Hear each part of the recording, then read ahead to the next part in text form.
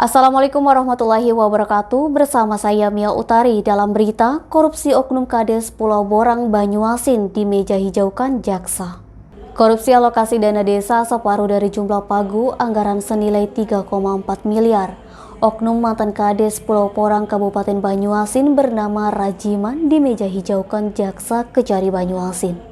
Terdakwa Rajiman hadir secara telekonferensi dalam sidang perdana yang digelar di Pengadilan Tipikor Palembang, Jumat 31 Maret 2023. Di hadapan Majelis Hakim Tipikor Palembang diketuai Mesriati SH.MH, Jaksa Kejari Banyuasin Yopi Misdayana SH, ia mengatakan terdakwa selaku Kades Pulau Borang tahun 2018-2019 menganggarkan kegiatan fisik dari ADD dengan pagu anggaran mencapai 3,7 miliar.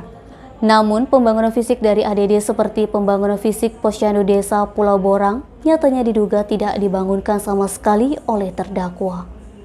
Berdasarkan audit kerugian keuangan negara telah terjadi kerugian sebesar 1,7 miliar yang diduga digunakan terdakwa untuk kepentingan pribadi.